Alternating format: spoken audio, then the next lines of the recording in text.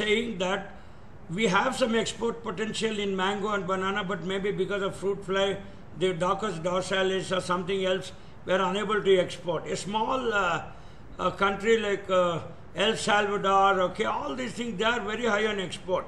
Why is that India loses out on all these things in spite of being number one producer? You already know that we are number one producers in mangoes, we are number one producer in banana, okay, but if you see our export, it's aghast.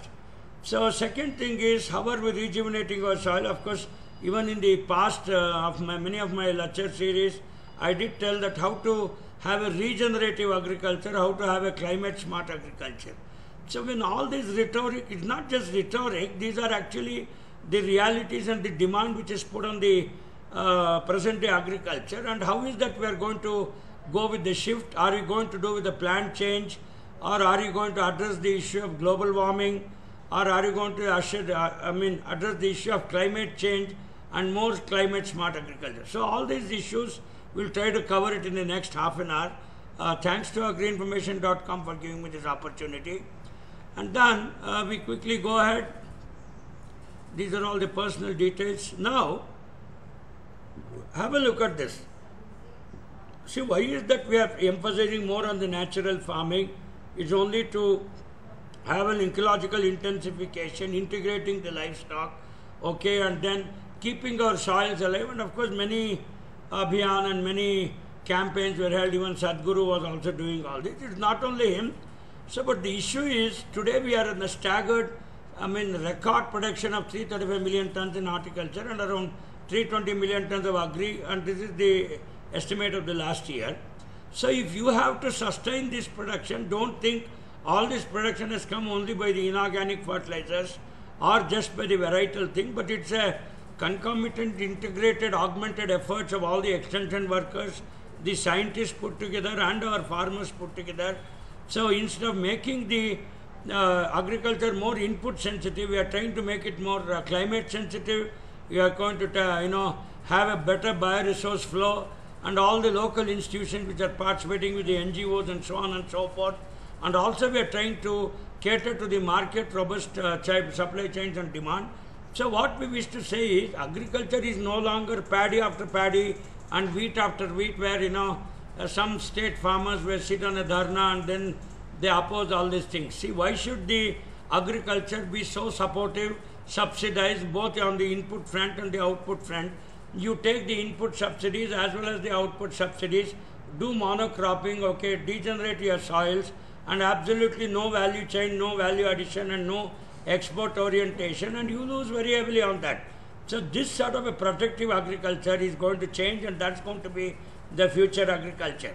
And obviously when I talk about natural farming, especially with the small and marginal farmers, the linkages are important, the land management and the natural resource management and the bioflora and fauna in the soil is absolutely important to have some sort of a regenerative agriculture and not an exploitative agriculture. So I've been one of the national trainers in natural farming, a certified trainer from Manage, and these are some of my reflections and opinions. See, now, what are the changes which are contemplated? HEIA means high external input agriculture, LEIA means low external input agriculture. So now, where do you want to shift? Do you want to go for a high external input agriculture, which happens in the protected cultivation and the greenhouses and glasshouses? Of course, in IIHR we have a center of protected cultivation where we grow high value crops, especially broccoli, okay, the English cucumbers, and then the lettuce and so on, which are not native to this particular thing. And all these high value crops we use HEIA approach, whereas the small and marginal farmers, we go for the natural farming, and the shifting in farming system is based on the market demand. See, when there is no market demand, why do you want to go with high costs of inorganic fertilizers, urea, and degenerate your soil? So diversification is another key, shifting the farming system for a better climate sensitive agriculture and an agroecological principle is the key. This is going to be the future. Obviously, you improve the tree cover, the biomass, the soil organic carbon should be high, and then obviously productivity and more crop per drop is what is being expected. in the future agriculture. You cannot waste the resources just because you have water, and water does not belong to you, and anything below 8 feet of the soil does not belong to you, it belongs to the government. As told in the Ishavasya Upanishad, Ishavasyamidam sarvam yatkinta jagatam jagat. That means the resources belong to the whole world. It does not belong to you just because you own a site or a 5-acre land, the resource is not yours. So obviously when we are going with the landscape approach and we are going to preserve our forests, the common lands, especially the Gomal lands and all these wastelands, so we want to put a lot of ecosystem services there, and you should have the rainwater harvesting ponds with especially the recharging of the bore wells and groundwater, because that is called as regenerative agriculture. Then shifting cultivators from farm to non-farm operations, especially in high external input agriculture, we do not want the low risk taker to be there, whereas in case of the low external input agriculture, which is also called sustainable agriculture and sustenance agriculture, we wish to shift these cultivators from one to the other. Then obviously it is all real prices received by the farmers and market oriented agriculture which is going to come, and that's what we are going to do. And all our policies and investments on a true time cost accounting approach is also going to be there. These are some of the changes which are contemplated, and obviously you can see some of the government schemes which are in line with these principles. You have an agri-infrastructure fund, especially the Gramin Bhandaran Yojana, with a 3% rate of interest. They give you up to 5 crores. I've been one of the consultants in Northeast.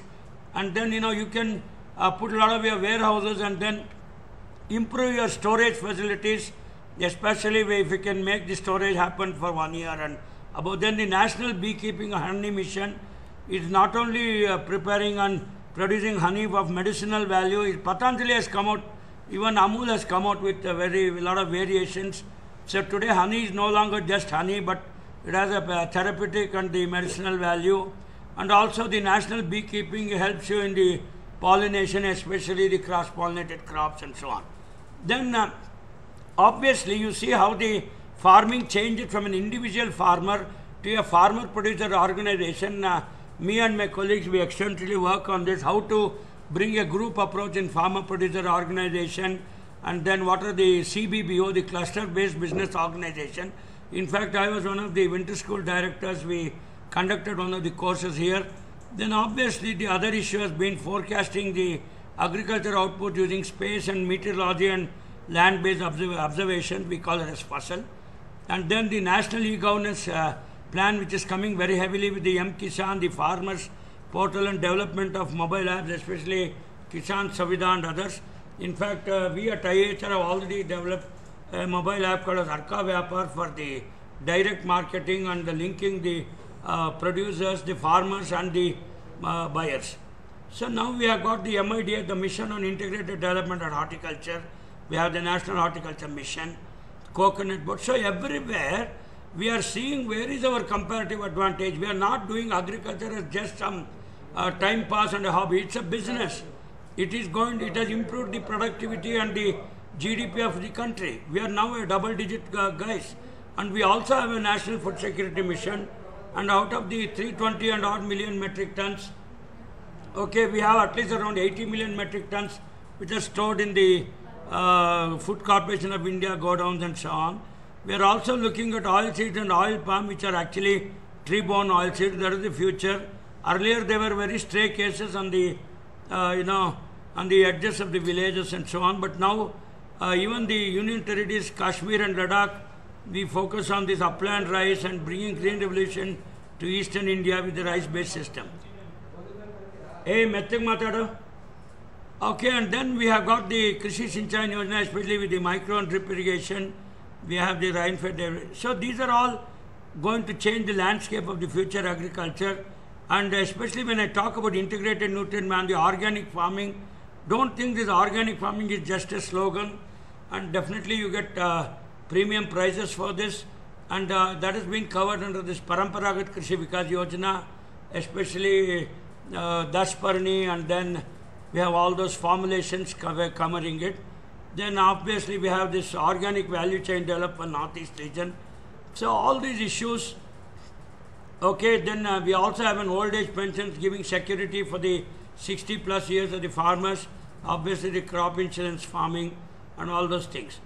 So then Govardhanti, especially organic bio-agro resources, okay, it is by the Ministry of Jal Shakti.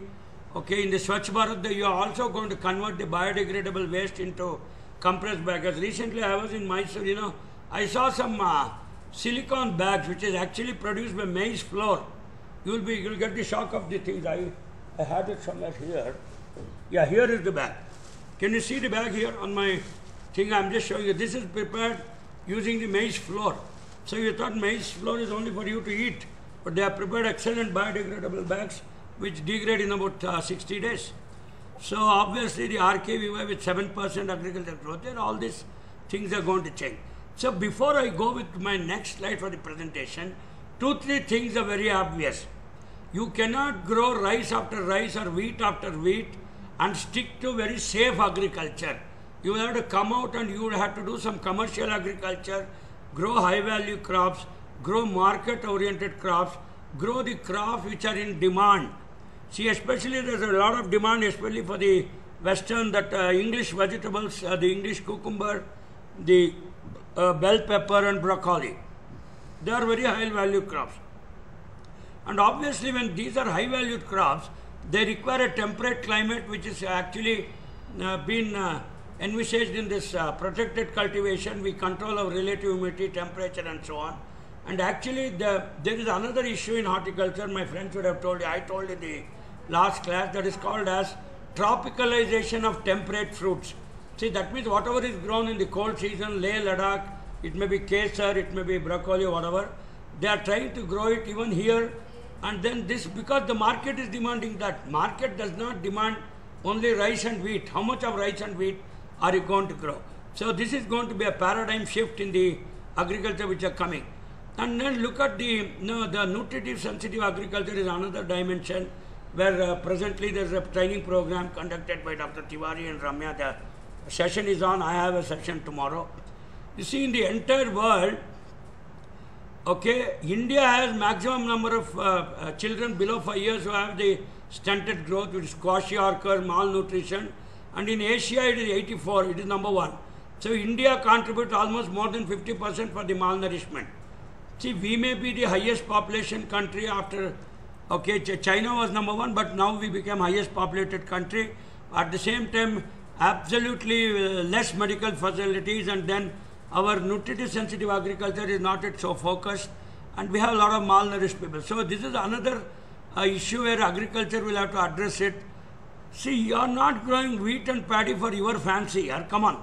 See, I think you have to be more responsible for the civic society and also think of the population and what our India demands, not to make your agriculture very safe. See, for some farmer, growing rice after rice is a highly subsidized input as well as the output thing. It is safe for him.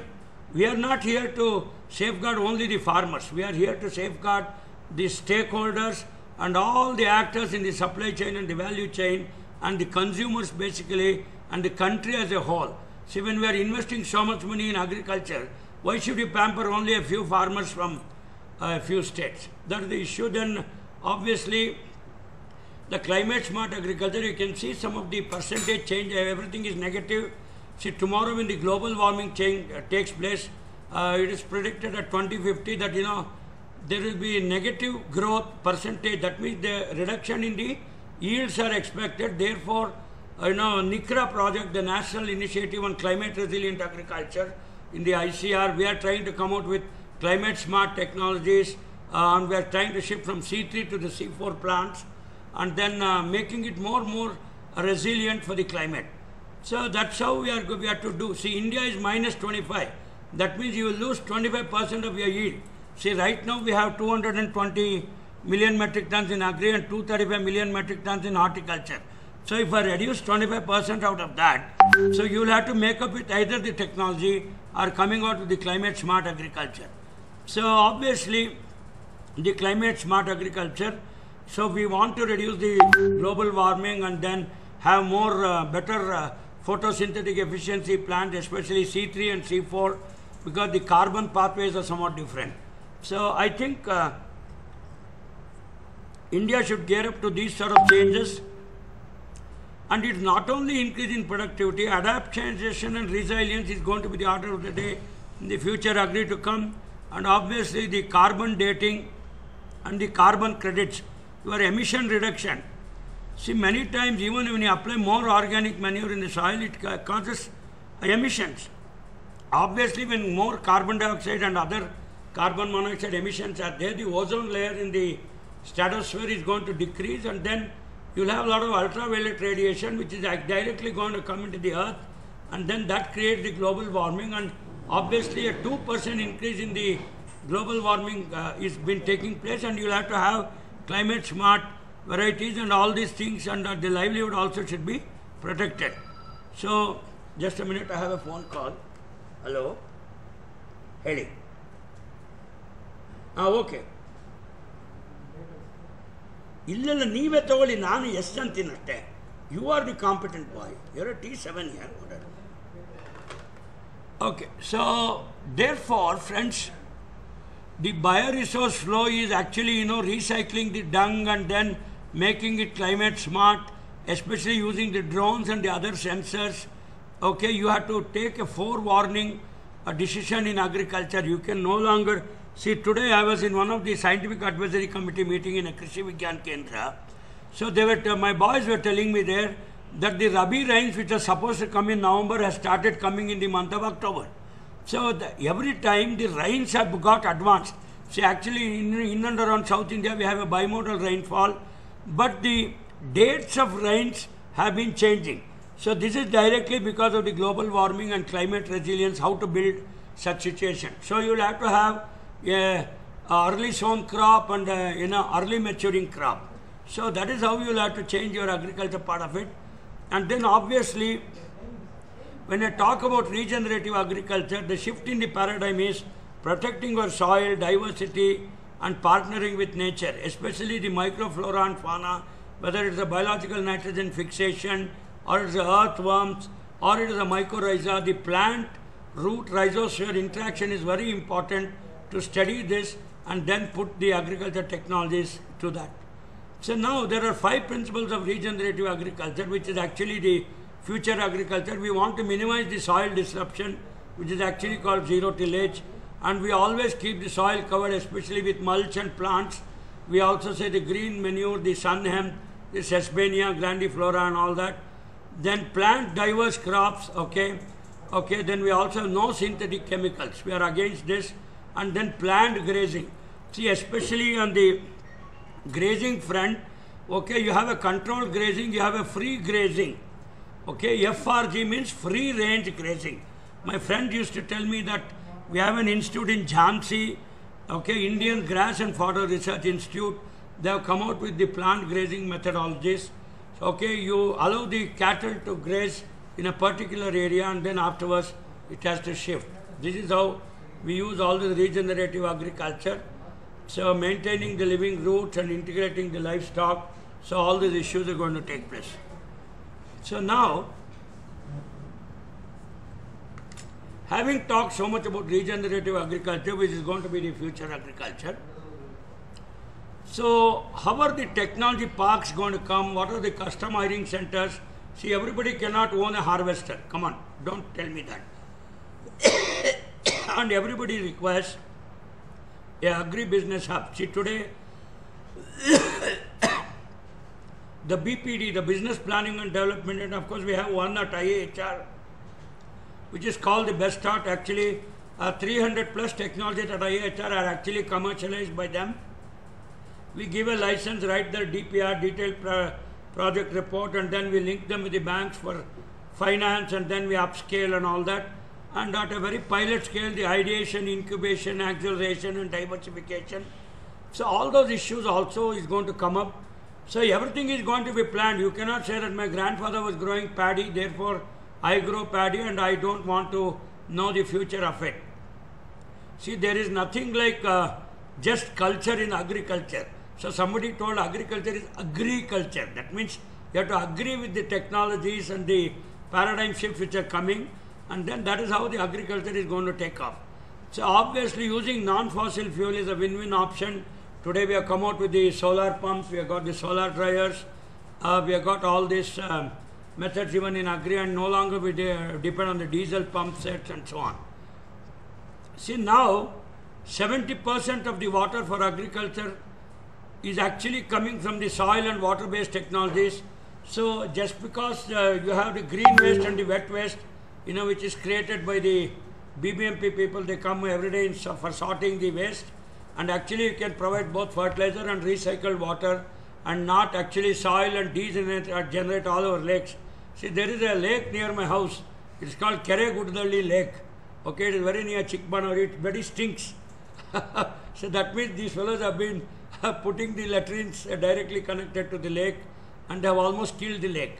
So all such rejuvenation can take place, and even from the education front in agriculture thing, we are, I've been one of the adjunct professors for many of the universities, and also written the RAVE manual. Okay, today it's all experiential learning, including international experiential learning of agriculture. The rural agriculture work experience is based actually on the industrial needs and demands of the farmers. We have hands-on training and skill development, student projects. Okay, so we all promote all these sort of things in education and keep our students ready. That's called student ready program. So you have to keep your students ready and not, preach all those age-old, outdated, obsolete concepts. So now the science, technology and innovation has also come into agriculture. Every time we have 6,48,000 villages in this country, we are going to assess the current situation, define the objectives and scope. And today, especially when the SREP has come, Strategic Research Extension Plan, we have a SREP document for every district. Way back in 2004, we were all consultants for manage. We developed the SREP documents. You have one for each district today. And then we assess the paths, and then actually there's an action plan. We have both strategy and action. See, every strategy will also have an action plan. So that's how we work out, and we execute and monitor all these things. See, even in Krishi Vigyan Kendra, you have, even at the district level, you have the ATMA, the Agriculture Technology Management Agency, and then you have Krishi Vigyan Kendra, which is the frontline extension hubs and the training centers, which will actually plan and execute all the training programs required by the district farmers. So now let us quickly go, friends. In fact, the farmer income is increasing in Odisha. So ultimately, why I showed this particular slide is there is no point in having a future agriculture which is only production oriented. It should also be income oriented. What do you say? So therefore, in Telugu there is a samita, there is a saying, Kshanam tirika ledu, damudi adayam ledu. That means, my student, one girl is here, she is a Telugu girl. So she may be laughing. That means farmers are ever busy, but they don't get income. So especially the Odisha farmer gets a high income as compared to the other states. Okay, the blue is there is a compound annual growth rate, but the incomes are rising faster because of secondary agriculture, which we just wrote in the papers and so on. So now, the private investment is not coming in small and marginal farmer. Have a look at this. See, most probably the private investment is going to the 47.31% who are all large farmers.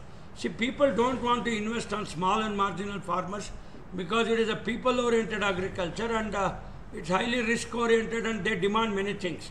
So huge chunks of land, 100 acres, 200 acres.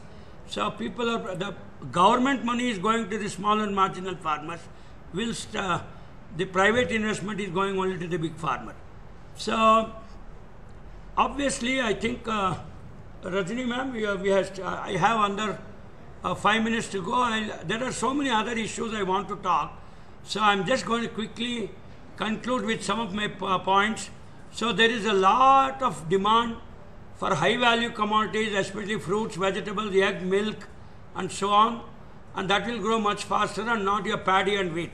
Second thing is land, water and other resources to produce sufficient quantities to meet this future requirement are limited. Therefore, we have to come out with more crop per drop. So that means obviously we talk more about water efficient methods, okay, drone control, sensor control, automation. See, once when an automation comes in a farm or a field, you need not employ labor. See, suppose, power is going to come in the farm in the midnight.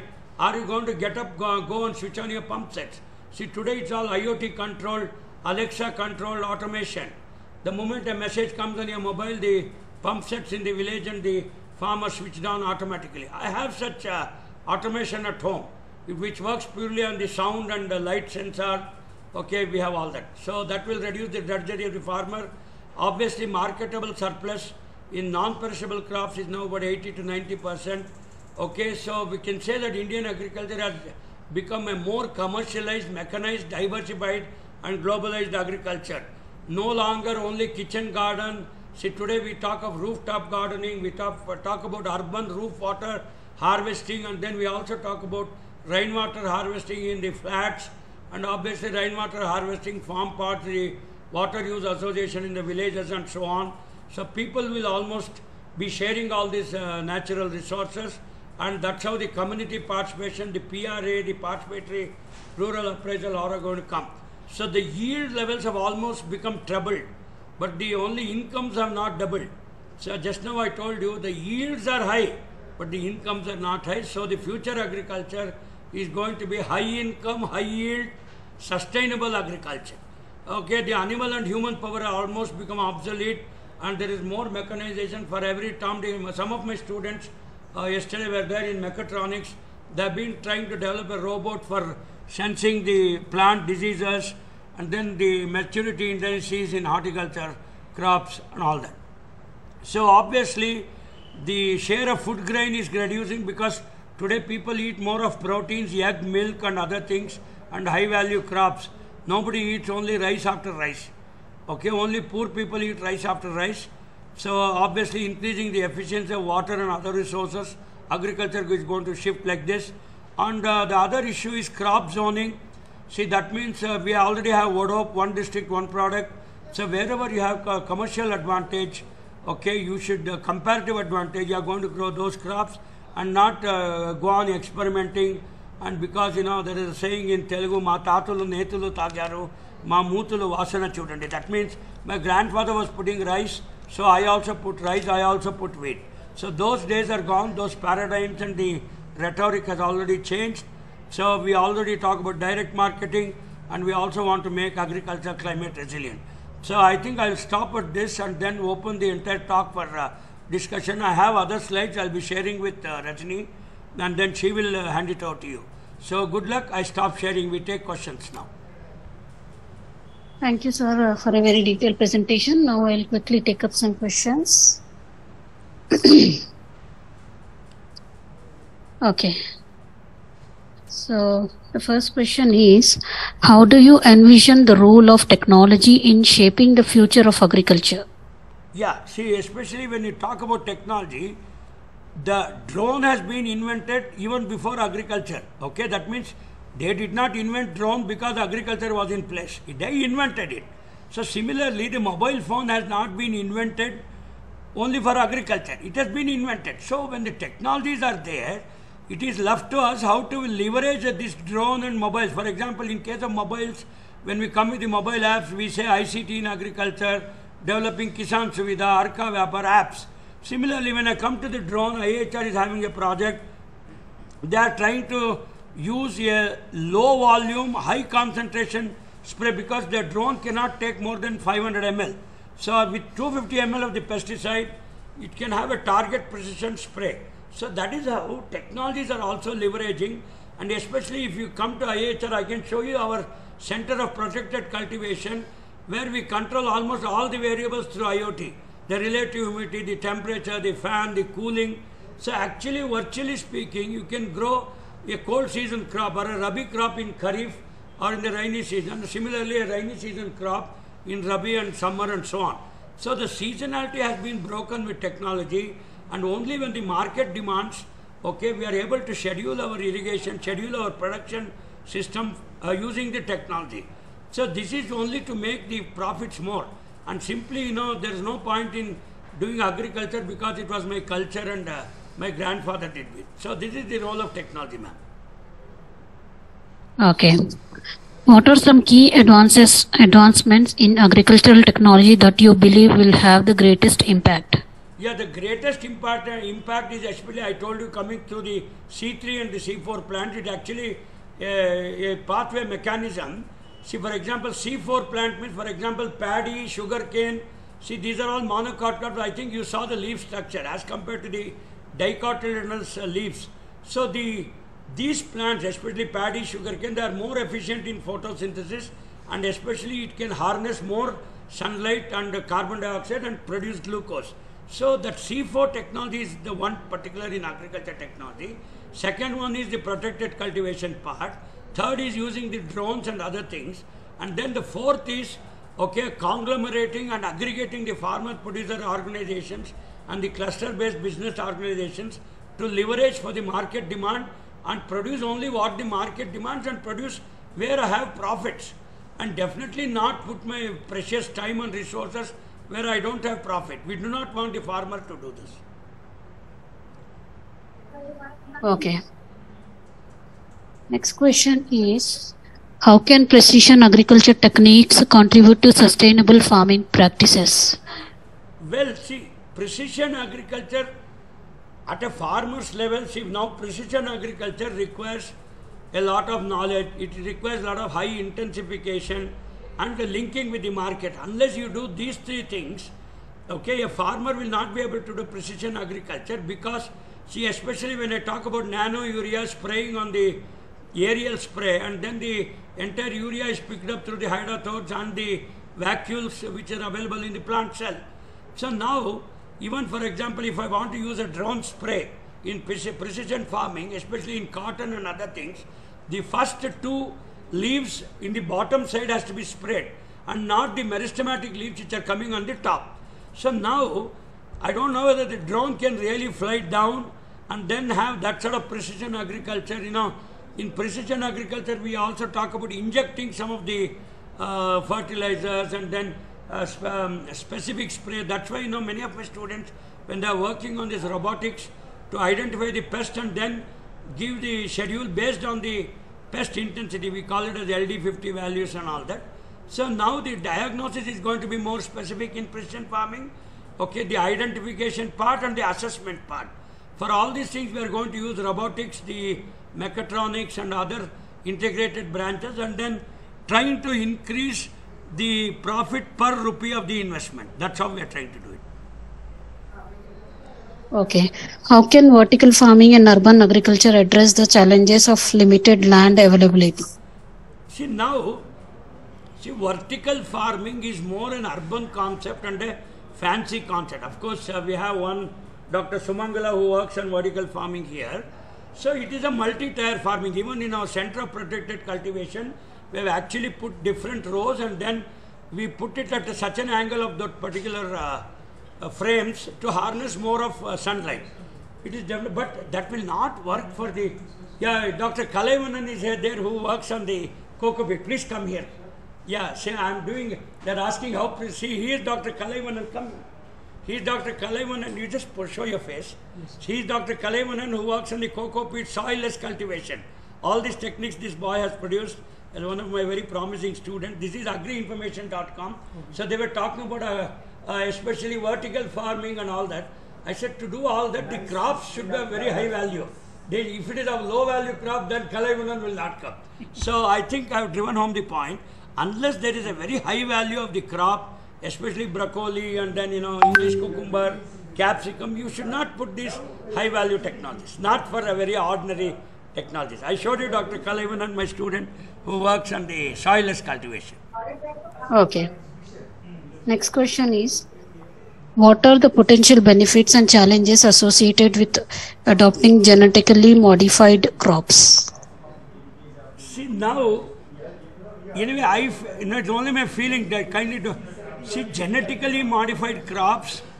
See, somebody wanted to put, okay, they want to increase the potato and make it more proteinaceous, okay, instead of only starch. See, somehow, when ordinary varieties itself can give you the results, why should somebody go for GMO? Because the technology is available. So, he is my concern, and definitely there is nothing wrong unless a genetically modified crop enters your gut system and your body physiology, and it so lot of environmental care, okay, is very necessary before you try to introduce genetically modified. Otherwise, there are even ordinary varieties and selected varieties which are much safer. I don't think there is a real need for a GMO crop. Of course, in BT cotton, we wanted it because the Bacillus thuringiensis is the one which attacks our bollworm. Otherwise, we should not go. Fine. Okay. Next question. How can we enhance food security and reduce post-harvest losses through innovative farming practices? See, now the food security has already been addressed because we have 80 million metric tons in the NFSM, the National Food Security Mission, which are already in our Food Corporation godowns. Okay, and the other one, what did you ask? You asked about, 1 minute, I forgot the, food security is addressed. One more thing you asked. Reduce post-harvest losses through innovative farming. To reduce post-harvest losses, we have umpteen number of technologies, both handling, storage and processing, and especially converting them to high-value crops. And since it is not that people do not know the technology, but the post-harvest technology can be addressed because it requires high investment and high risk-taking things and also high technologies. So therefore we are unable to do it. But once when the ecosystem is in place, I think definitely there is a lot of scope for this, and that is going to happen as well. And many of these small-time agriculture and horticulture people are going to do only the post-harvest technologies and manage them. We have probiotics, we have processed products, we have handling, storage, and even zero energy cooling chambers. All those issues are there. They're already there. Okay. What are the most promising methods for reducing the environmental footprint of agriculture? Environmental? Footprint of agriculture.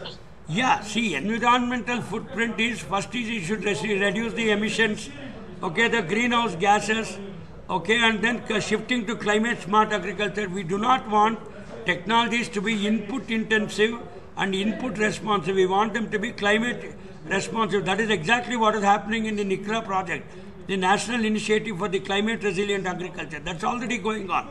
So therefore, if we do not want the footprints to be here, see the Punjab model, I did not want to mention the state, simply growing rice after rice, okay, and then indiscriminate application of fertilizers without natural farming, preserving the flora, fauna, all these things are going to leave a lot of bad footprints in agriculture. So if you adopt many of these things which are the future of agriculture, you can have a climate resilient and a safe method and a good agriculture practice which will go a very long way in developing the sustainability and preserve our agriculture heritage as well. Thank you. Okay. And what role does data analytics and predictive modeling have in improving farming efficiency and yield? Yeah, see, data modeling and crop modeling already has been tried. See, now this will actually forecast what sort of yields are expected, and especially when you integrate this market information service and the market intelligence part, it also tells you that where exactly you can sell, where is your market, and all those issues are going to take, especially that's called the transportation model, what we teach our MBA students, and agriculture can become more profitable, more remunerative, more sustainable, and it's a data-driven precision agriculture. So definitely all the data analytics will help, and it will help in a very, very large scale. That's why the big data is coming, data mining has come, and we are able to find out the patterns and trends in marketing, in production, and processing and post-harvest. All these things we are able to predict. Okay, so now we have the last question. How can the agricultural industry adapt to the impacts of climate change and ensure long-term sustainability? See, regarding climate change, of course, yesterday was the environmental day. There were, one was the 4 R's, I think you should know. It should be regenerative, refuse, recycle, and there was one more R, okay.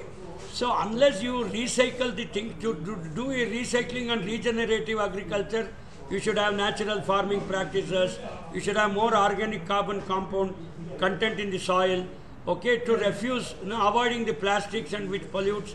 See, I told you, I just showed you this particular bag, I told you here. This is a bag which is a biodegradable bag prepared from maize flour. See, I can also give you the company address. So all these 4 R's, recycle, regenerate, refuse, and there's one more R I forgot. So all these issues, you can make your agriculture highly environment friendly, and it is already happening. See, natural farming does not mean to say that we are not going to use any other fertilizer, but we are going to improve the microflora and fauna of the soil and keep the soil alive. We do not want to kill our soils. So all these issues are covered in this environment friendly agriculture. Recycle, regenerate, refuse, and yeah, there's one more R. Kalavinan, what are the 4 R's? Regenerate, recycle, refuse, and one more. Reuse, yeah. Dr. Kalavinan, yeah. See, reusing, see, especially when I talk Swachh Bharat and all that, I had forgotten the other, reuse.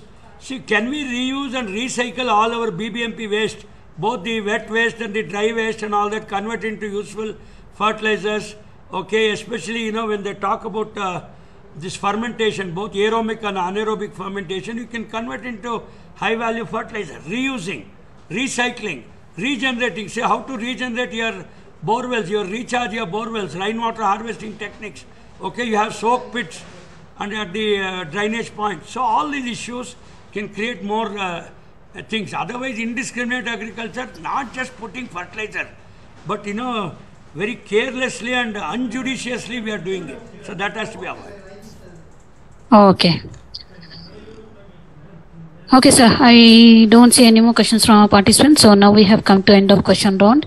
On behalf of agricultureinformation.com, we'd like to thank you for a very detailed presentation and answering all the questions in depth. And we also like to thank all the participants for joining this meeting. The meeting will now be closed. Thank you very much for giving me the opportunity. Agriinformation.com.